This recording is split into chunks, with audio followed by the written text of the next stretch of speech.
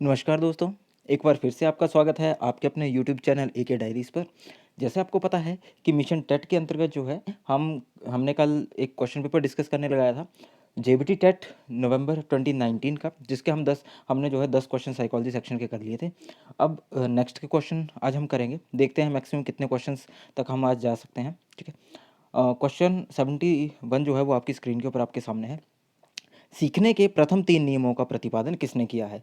Who developed the first 3 laws of learning? देखिए guys, detail में हम करेंगे। कॉपी पेन लीजिए, कॉपी पेन लेके बैठिए, नोट्स बनाइए, बोर हो जाएं वीडियो को पॉज कीजिए, थोड़ा घूमिए फिरिए, बोरियत मिटाइए, उसके बाद फिर से आके नोट्स बनाइए। लेकिन नोट्स आपको बनाने पड़ेंगे तभी समझ आएगा।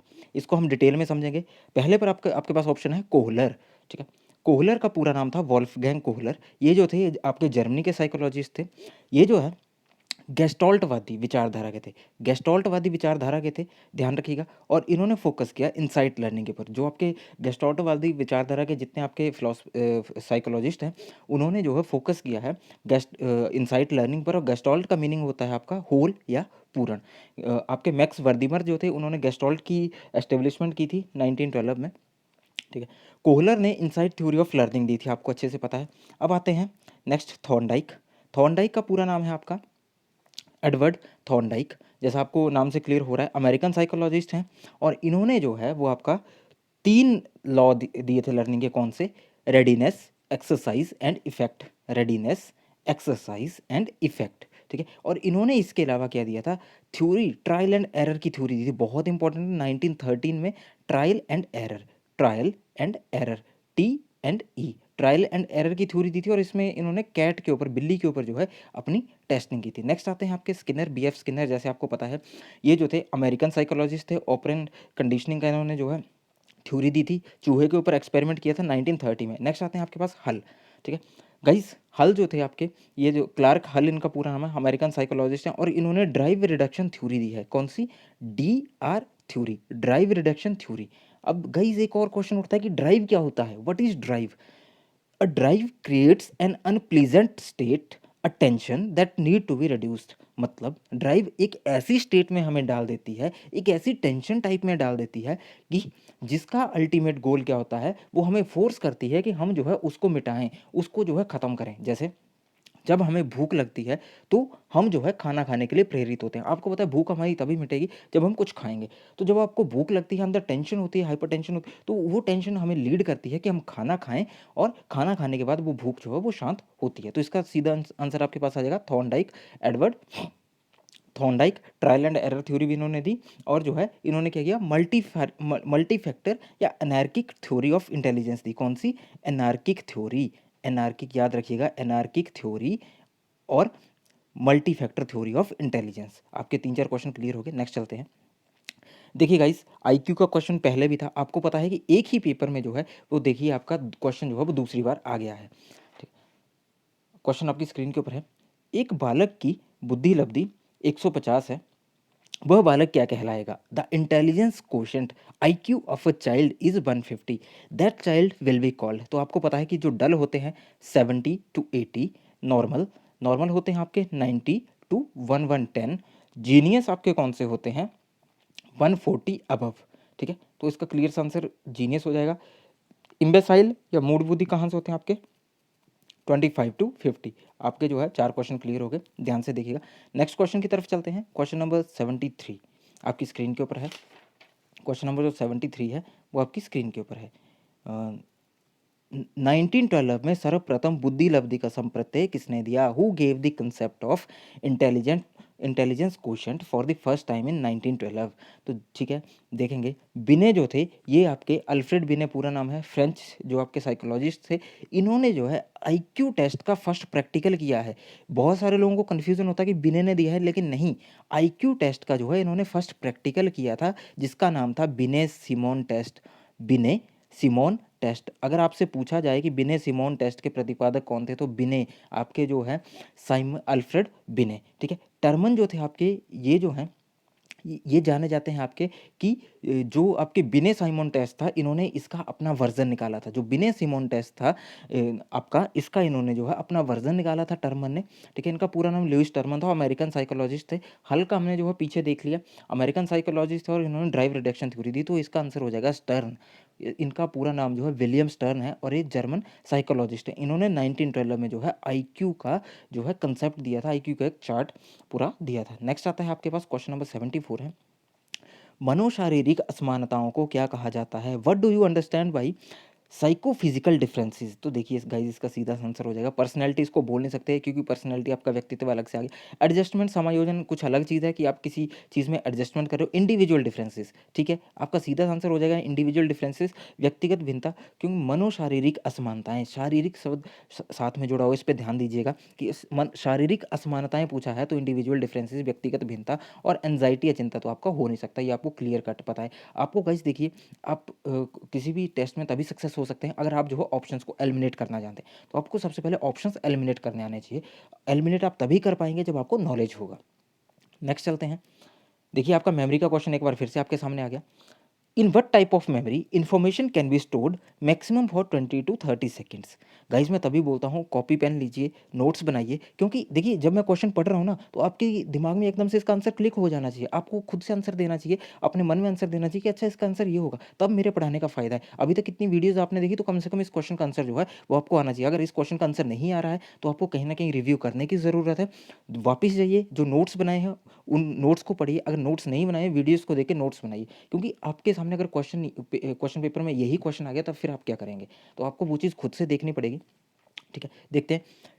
ये पूछा गया है कि जो आपकी इन्फॉर्मेशन है कौन सी मेमोरी में 20 to 30 सेकंड्स रहती है। आपको पता है कि सेंसरी मेमोरी लास्ट करती है 0 to 2 सेकंड्स, ये हो नहीं सकता। शॉर्ट टर्म मेमोरी, जी हाँ, ये 0 to 1 मिनट इसका टाइम स्पैन है, तो 20 to 30 सेकंड्स पूछा है, तो जी ये हो जाएगा। नेक्स्ट भी देख लेते हैं। लॉन्ग टर्म मेमोरी आपकी लाइफ टाइम रहती है। एपिसोडिक मेमोरी जो है वो आपकी लॉन्ग टर्म मेमोरी का एक पार्ट है, ठीक है? ये जो आपके कोई स्पेशल इवेंट्स होते हैं, जैसे आपका जो है फर्स्ट डे ऑफ स्कूल हो गया, या आपका जो है कोई एनिवर्सरी होगी, फर्स्ट एनिवर्सरी होगी, आपका मैरिज जो आपका शादी का दिन होगा, आप वो नहीं भूल सकते, आपका बर्थडे जो है वो नहीं भूल सकते। तो वो है कि कोई पर्टिकुलर एपिसोड जो आपकी ज़िंदगी में हुआ उसको आप कभी नहीं भूलते हैं, तो ये लॉन्ग टर्म मेमोरी का ही एक पार्ट है, तो इसका सीधा आंसर हो जाएगा short term memory. Next question देखते हैं।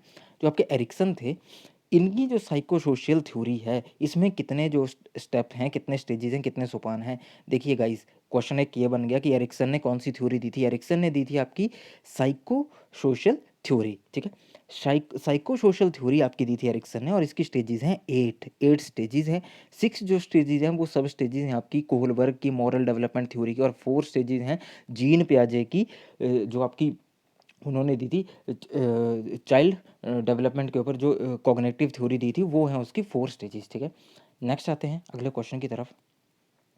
आपके सामने है the scheme of grasping object is called. देखिए गाइज यहाँ पे इन्होंने मिसप्रिंट कर रखा है, ठीक है? इन्होंने जो है मिसप्रिंट कर रखा है जो क्वेश्चन पेपर है, तो इसका जो है ग्रेस मार्क सभी को मिला था, एक ग्रेस मार्क इसका दे दिया था क्योंकि क्वेश्चन में ही एरर है। हिंदी वर्जन ठीक है, लेकिन इन्होंने अपनी इंस्ट्रक्शन में क्लियरली लिखा होता है कि इंग्लिश वर्जन को जो है वो करेक्ट माना जाएगा, तो इसके अकॉर्डिंग ये क्वेश्चन गलत है। The scheme of grasping object is called, schema होगा यहाँ पे, देखिए स्कीमा हो नहीं सकता। अकोमोडेशन जो है वो आपका हो नहीं सकता, क्योंकि अकोमोडेशन में न्यू स्कीमा फॉर्म होता है।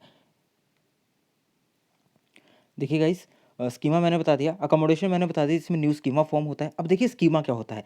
एक ऐसी मानसिक संरचना जिसका जनरलाइजेशन किया जा सके, एक मेंटल कंसेप्ट है जिसको आप जनरलाइज कर सकते हैं, तो ये तो नहीं होगा। अकोमोडेशन में न्यू स्कीमा फॉर्म होता है, ये नहीं होगा। असिमिलेशन आपका क्या होता है कि जो आप कोई एग्जिस्टिंग जो आपका नॉलेज है उसमें कोई नई चीज़ ऐड ऑन करते हो, तो कहीं ना कहीं इसका जो है एसिमिलेशन ऑप्शन जो है वो क्लियर आपको लग रहा है। और ये आपका कुछ अलग ही, इन्होंने अलग ही लैंग्वेज लिख रखी है, पता नहीं कहाँ से कौन से ग्रह से उठा के लाए, लेकिन यहाँ पे होगा इक्विलिब्रियम, जो मैंने आपको बताया था इक्विलिब्रियम, यहाँ पे एक्चुअल में आएगा, मिसप्रिंट था। इक्विलिब्रियम आपका क्या करता है? अकोमोडेशन और असिमिलेशन में जो है वो संतुलन बनाता है, बैलेंस क्रिएट करता है, इसका काम ये होता है इक्विलिब्रियम का, इन दोनों के बीच में बैलेंस क्रिएट करना। तो देखिए इस क्वेश्चन का ग्रेस मार्क मिला था, लेकिन इसका सही आंसर होगा असिमिलेशन, ठीक है? नेक्स्ट क्वेश्चन की तरफ चलते हैं।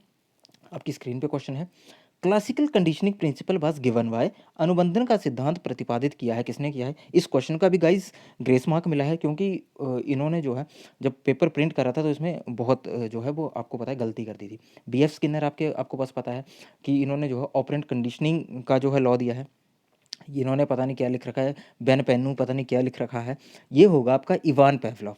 आंसर एक्चुअल में इसका यही है, जो इवान पेवलोव थे इन्होंने क्लासिकल कंडीशनिंग थ्योरी दी थी। और इन्होंने कब दी थी आपकी, इन्होंने ये थ्योरी दी थी आपकी 1903 में। और इन्होंने रशियन जो आपके साइकोलॉजिस्ट थे, और इन्होंने एक्सपेरिमेंट किया था अपना डॉग के ऊपर। नेक्स्ट आ गया थॉर्नडाइक जो है वो आपके हमने पढ़ लिया। थॉर्नडाइक ने आपकी अलग अलग थ्योरीज दी थी आपके, जिसमें ट्रायल एंड एरर शामिल है। फिर जो आपकी एनार्किक थ्योरी ऑफ इंटेलिजेंस भी शामिल है, इनसाइड थ्योरी ऑफ लर्निंग भी इन्होंने दी, गेस्टॉल्टवादी विचारधारा के थे। और नेक्स्ट आता है आपके पास वॉटसन, जो आपके ये हैं जॉन बी वॉटसन, जीवी वॉटसन जो है, इन्होंने थ्योरी ऑफ बिहेवियरिज्म दी थी, जो हमने पिछले कल एक क्वेश्चन डिस्कस करा था कि बिहेवियरिज्म के फादर जो है वो किसको कहा जाता है, अमेरिकन साइकोलॉजिस्ट थे। तो इसका जो है ये इन्होंने बेन पेन्नू लिख रखा है, पता नहीं क्या लिख रखा है, ये होगा इवान पेवलोव।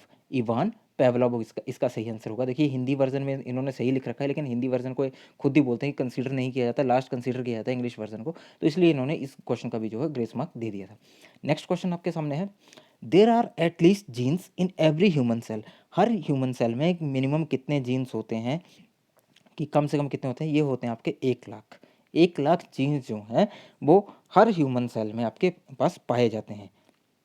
ठीक है गाइज, हमारा आज का जो है वो लास्ट क्वेश्चन आपकी स्क्रीन के ऊपर देखिए, आपके पास आईक्यू का क्वेश्चन फिर से आ गया। गाइज मैं तभी बोलता हूँ आप कॉपी पेन लीजिए, नोट्स बनाइए, ताकि जो है आपके पास परमानेंट जो है एक नॉलेज रह सके, परमानेंट जो है आपके पास चीज़ें रह सकें। क्योंकि ऐसे पढ़ने का कोई फ़ायदा नहीं है। 10 क्वेश्चन मैं भी आपको करवा दूंगा, सीधे सीधे आंसर बता दूंगा, आप 2 दिन याद रखेंगे, 4 दिन याद रखेंगे, दोबारा भूल जाएंगे।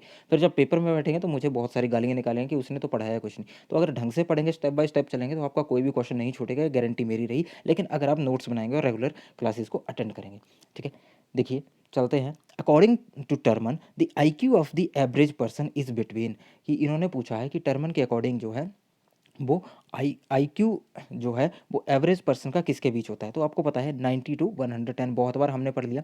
120 टू 140 किसका होता है, ये होता है आपका सुपीरियर चाइल्ड का। 110 टू 120 किसका आता है, अबव एवरेज, अबव एवरेज, ए अबव एवरेज, ये आ गया आपका एवरेज। और 80 टू 90 आपके आते हैं फीबल माइंडेड, जिसको आप मंदबुद्धि बोलते हैं, फीबल माइंडेड, मंदबुद्धि जिसको हम बोलते हैं। तो इसका सही सीधा सा आंसर आ जाएगा 90 टू 110। ठीक है गाइज, हमारा आज का सेशन यहीं पे ख़त्म होता है। थैंक यू सो मच मेरी बकवास सुनने के लिए। बहुत पकाया मैंने आपको, लेकिन आई होप कि आपको थोड़ा सा नॉलेज भी मिला होगा। अगर वीडियो अच्छी लगी है, इसको लाइक कीजिए, शेयर कीजिए। आपको पता है जो साथी मेरे चैनल पे नए हैं, प्लीज़ चैनल को सब्सक्राइब कर लीजिए, क्योंकि आपको पता है कि अगर आप सपोर्ट करते हैं तो एक अलग अंदर से फील आती है, अलग हौसला मिलता है। बहुत जल्दी आपके पास मैथमेटिक्स और इंग्लिश की क्लासेस भी आने वाली हैं, बस थोड़े ही टाइम में उन पे भी काम चल रहा है। आपके पास जो सिलेक्टेड क्वेश्चंस आएंगे, जिनमें से आपको 90 टू 95% जो है एग्जामिनेशन में रिपीट होंगे। ठीक है गाइस, अपना ध्यान रखें, अपनी फैमिली का ध्यान रखें। Thank you, have a nice time.